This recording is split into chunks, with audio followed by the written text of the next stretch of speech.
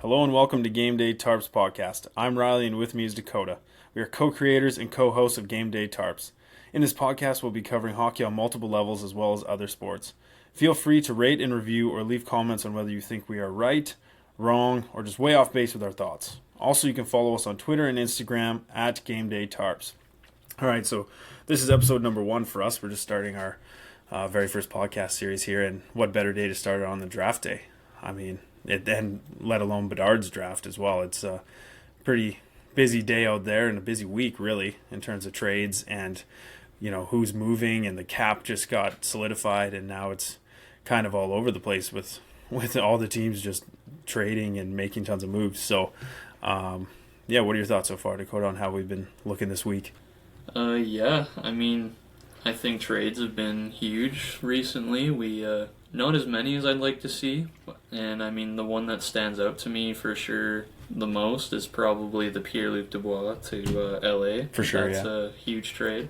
Calgary with Toffoli to New Jersey for Sharagovich, is that his name? Yeah, for me, I mean, that's a win. I mean, I saw a couple F ratings on that, but for me, that is a win. I love that trade. I thought that was fantastic for Calgary to get some really good assets out of that, even though, you know, Toffoli wanted apparently to re-sign, but then changed his mind last minute when negotiations weren't going his way. But I thought it was a win because you had a guy who wanted out, and you still got a really good return. Yeah, he's younger for sure. Calgary definitely needs go younger, I think. And he's a scorer. He's a shooter, so I think if you maybe try him out in practices with maybe Huberdeau, getting him fed some good passes, and maybe they can make some magic happen. And the cool thing about that trade too is that third round that came back Calgary's way. They originally owned that pick, so they just get their own pick back. Yeah, they're just really like, cool. Thanks, boys. Appreciate it. Yeah.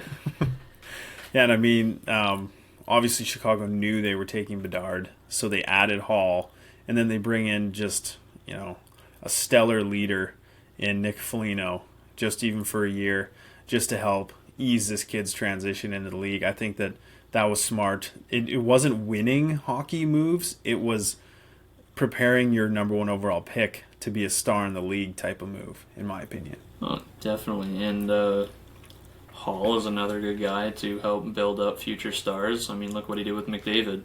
Yeah, exactly. And then unfortunately got traded, so we didn't get to see much of that magic. But I think he'll work well with Bedard. He'll get him going for sure. Yeah, and what did they say? Like, Hall's played with 6 number 1 picks now overall. Like, that's just a crazy statistic to think about how many times he's been brought in to help a number 1 pick, other than Dahlin, who was a defenseman. But other than that, he's been on every other team with number 1 overall forwards. So I thought that was pretty crazy. Other than that, not very many huge trades. You know, one from Tampa to the Avs with Ross Colton. I think that's good value there. I mean, I guess you mentioned Dubois. We can go back to that because personally, I don't like the trade from LA's standpoint. I don't think that Dubois is a player that's going to help you win hockey games. I don't think he has that reputation. I think you get rid of a young player who was just coming in and just started scoring goals in this league at a high rate. And then you have Alex Iafallo, who we all know was absolutely loved in that dressing room down in LA, and who can score usually around 20 goals a year. And he's, you know, on your PK, he's power play. So I just think, plus adding a younger prospect and a pick, I just think that it was a heavy overpay. And then also to give him 8.5 for 8 years, I just think all the way around, LA just overpaid, in my opinion. Yeah, I guess time will tell on that one. I'm really hoping that him and who they draft, Quentin Byfield. Mm-hmm. I hope those two can be 1 and 2 for centers, and hopefully Byfield can stay up in the NHL long enough to see his point total go up. But well, I guess like we have it on the TV behind us here. We're watching the draft as it happens. We can talk about that a little bit. I know that as you know, we were talking about earlier in the week, our first 3 picks were pretty much a lock, and luckily we got them correct. So, you know, we both, just from, you know, we can't take all the credit. There was a lot of rumblings that Anaheim was taking Leo Carlsson over Fantilli. I'm not sure why. I think I get it because he's kind of a part winger instead of a center, and Fantilli would backlog them at center. I don't know. What is your thoughts on why they went there at number 2? Exactly what you just said. I think Anaheim is pretty good on the depth wise for centers, and Carlson can play center, but you can put him on the wing, or even Zegras can play on the wing. So I think true. that'll be exciting to watch.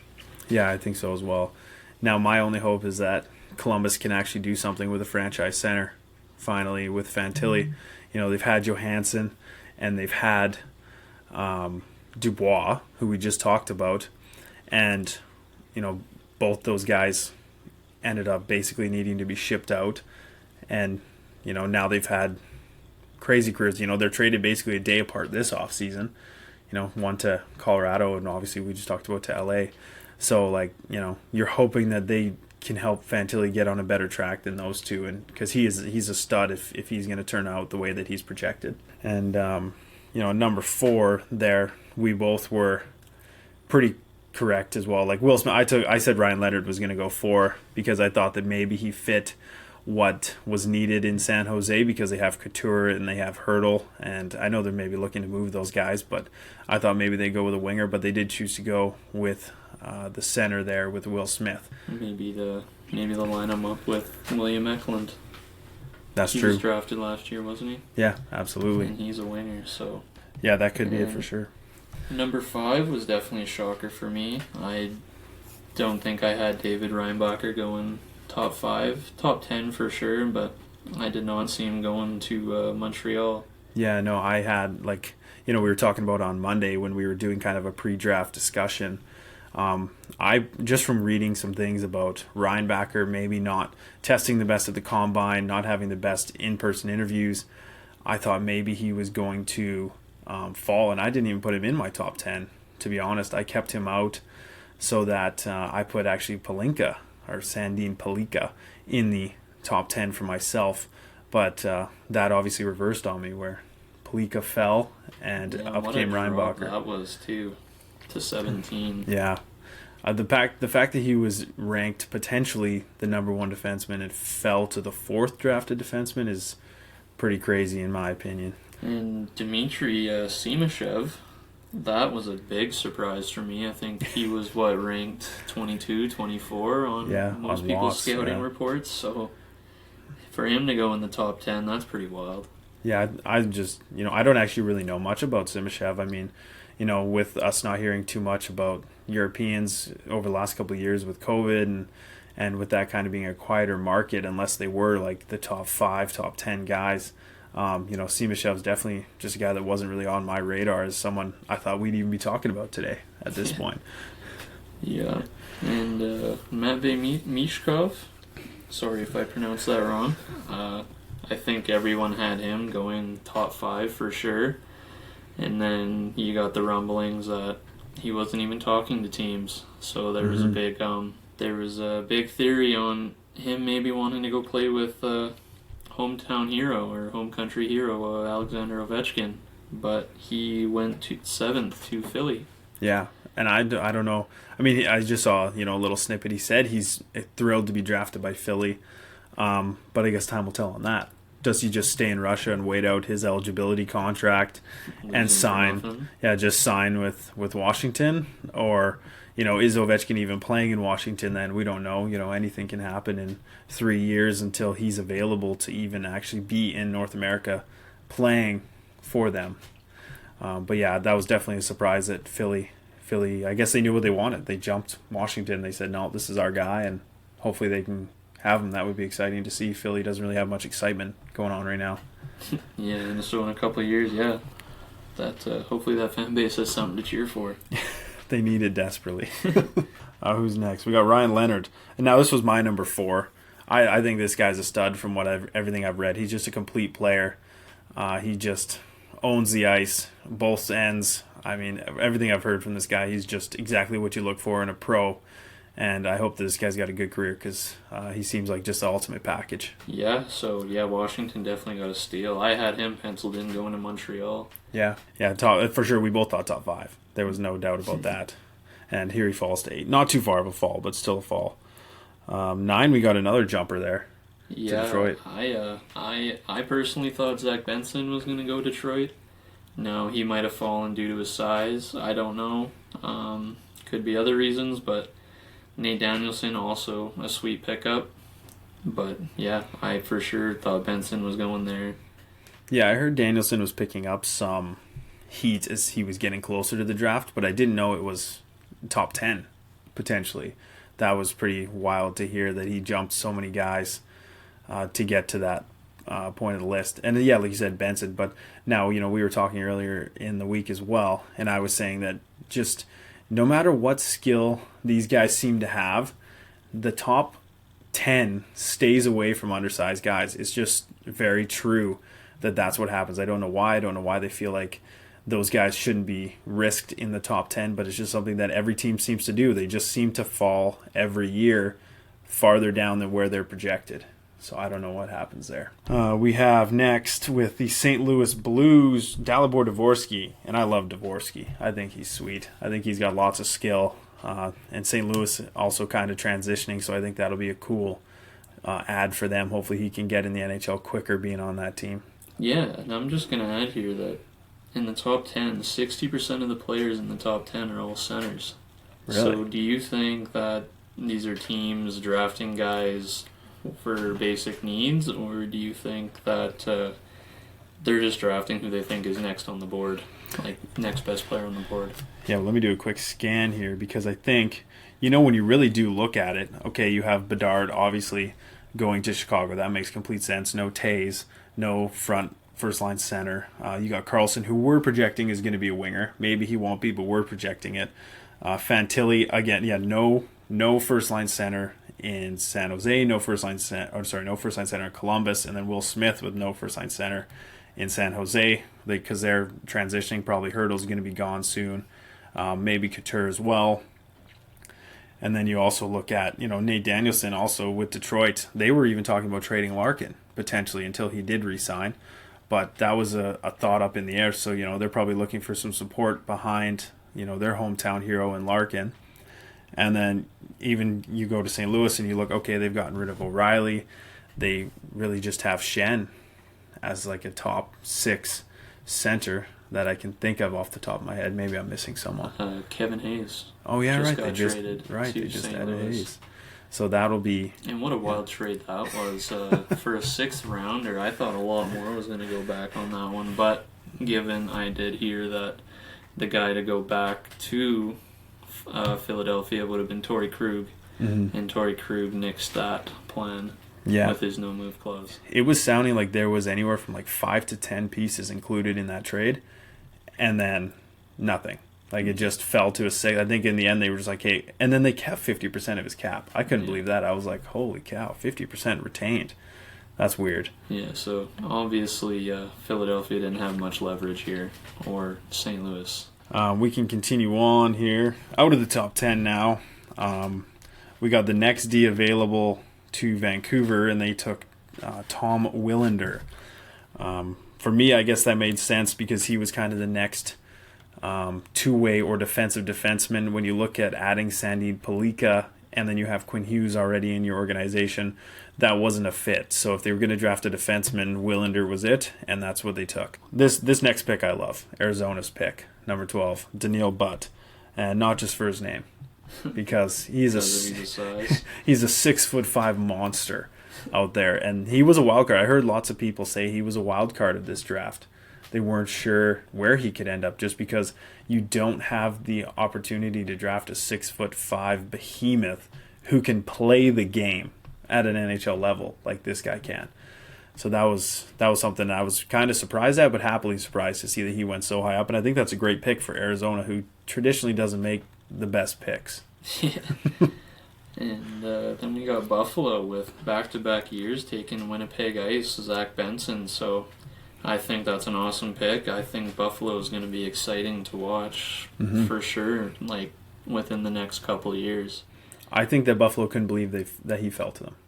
Oh, definitely. I think that they were shocked to get and to be able to have, yes, like you said, the teammate chemistry. Matthew Savoy last year, yeah. Yeah, the chemistry that those guys are going to have coming into camp and then coming into the league potentially in a couple of years.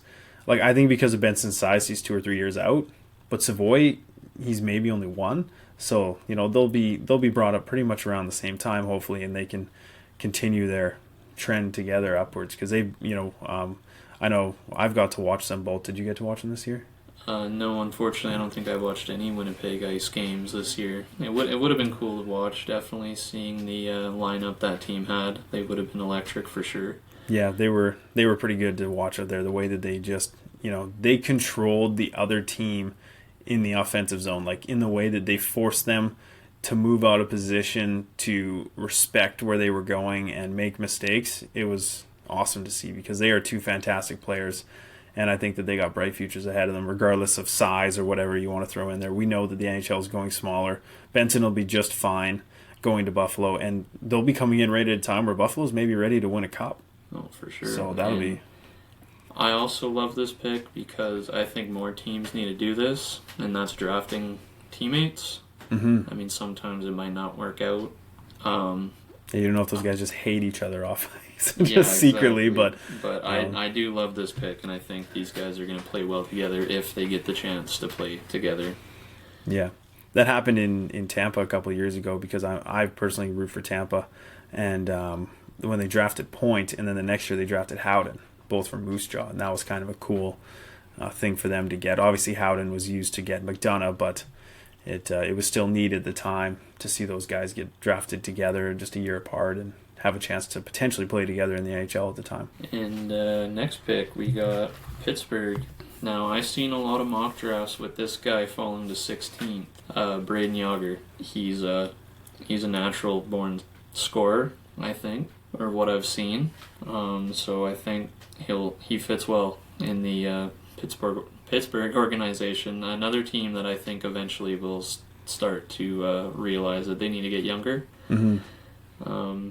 And just awesome point there for me, just throwing that Moose Jaw connection in there. There comes Yager with the Moose Jaw after Point and Howden, then you get Yager from Moose Jaw as well. That's a good segue for me. Yeah. I like that.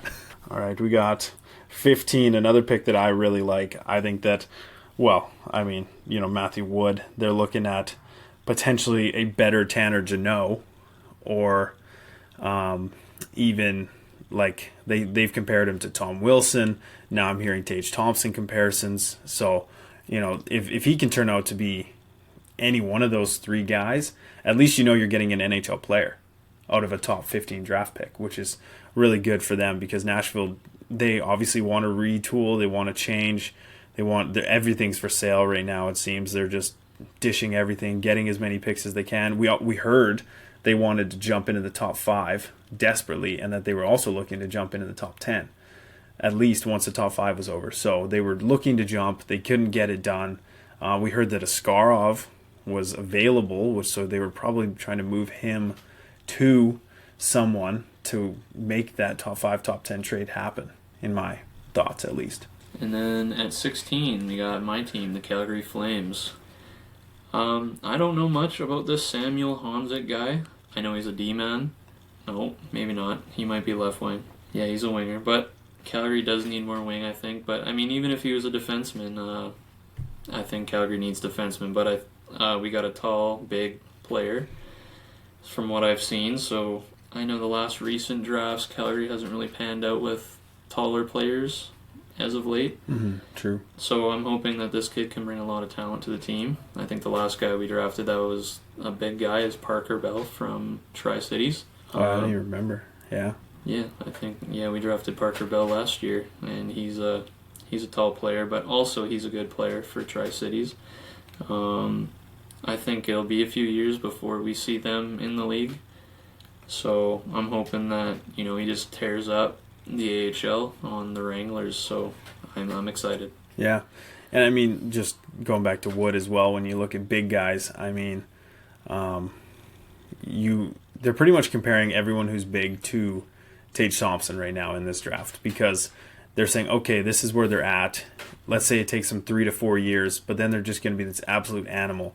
They showed a picture. They were comparing Wood and Thompson because they both went to University of Connecticut. And my goodness, Thompson looked like a twig. Yeah. Like if you saw him today and then you look back at that picture, you go, that's not the same guy.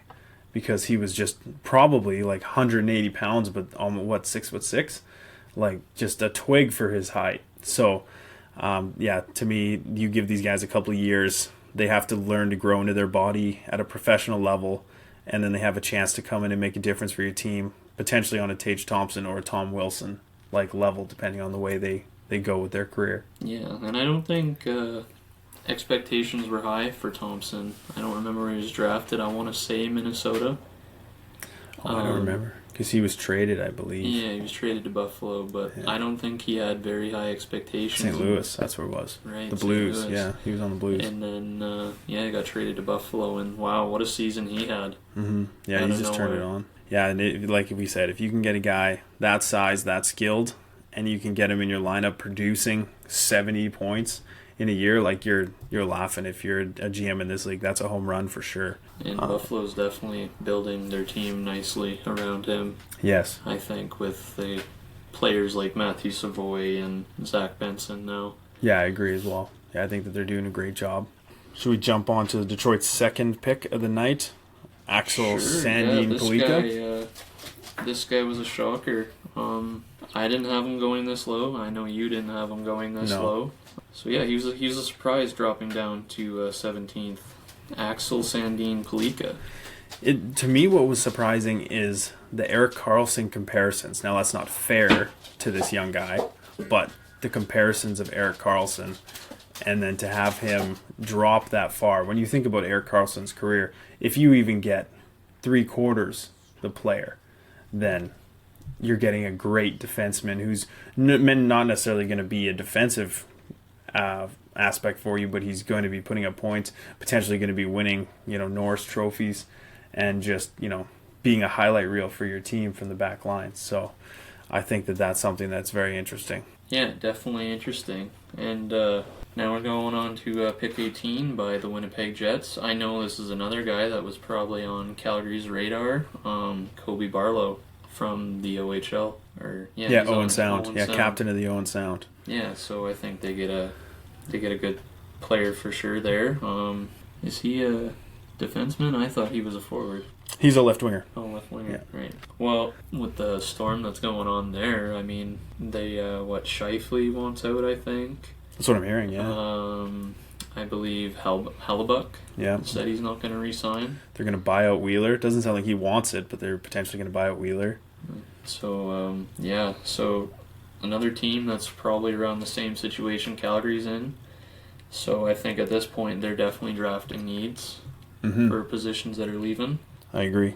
Then at 19, you have Chicago again. Oliver Moore. To be honest, I know absolutely nothing about this kid. Of the U.S. development guys, I have heard the least about Oliver Moore. More about the other guys, Leonard, Perreault, and Smith. Those are the guys that I've heard most of.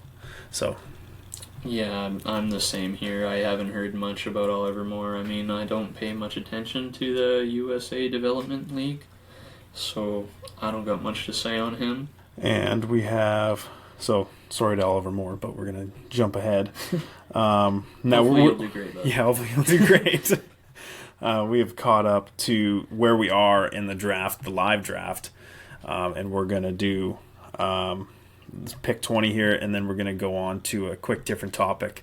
So we've got Edward Saleh, and for Edward Saleh, a left winger going to Seattle, to me, this kid's a stud, and just seeing him play and seeing his potential, I mean, Seattle just doesn't go wrong.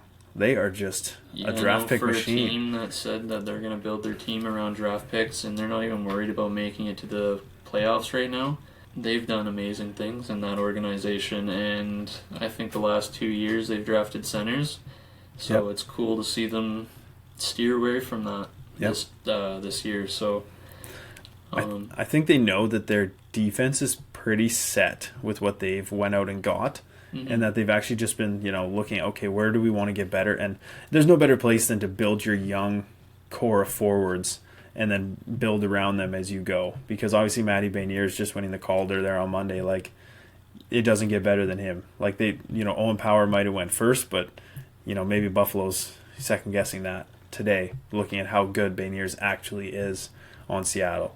yeah, I mean, it would have been a lot cooler to see Shane Wright do something too. I mean, yeah, Beniers won the Calder, but unfortunately Windsor couldn't get it done this year. I mean, they went all in on this Wright kid, and they got a first round exit shut out completely, and that's unfortunate for him. Yeah, he went to Windsor to hopefully do something and win a championship, as what people thought Windsor was capable of, and they just got absolutely taken straight out. That was one of the bigger upsets of the year. That was Boston Bruins in the OHL. That's the equivalent right there. Yeah, exactly. So, but playoffs bring out different brings out different players and teams for sure. My different mindset, how hard they work. Absolutely. So, I guess the other team just wanted it more than them. That's what it sounds like. So I guess now, we're wrapping up here. We're in the last few minutes of our segment, or of our episode 1 of Gameday Tarps, and we had the awesome opportunity of a new tarp being released today. What are your thoughts?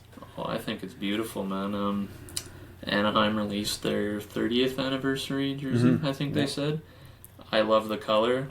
It's something they haven't done in recent years. I mean, they definitely used it when they were the Mighty Ducks, and I think this is homage to that with the logo that they chose to put on it. I love those colors. We are going to reveal that on our Instagram and Twitter, so hopefully you guys can share your thoughts on that and what you think. But I personally love it. I mean, growing up, when I thought Anaheim, I always thought Mighty Ducks, and this to me it's an awesome jersey. I hope it stays longer than this year, but if it's the anniversary jersey, maybe not. But yeah, it's all about sales, popularity. It can become a 30th anniversary jersey to a staple in the organization for sure.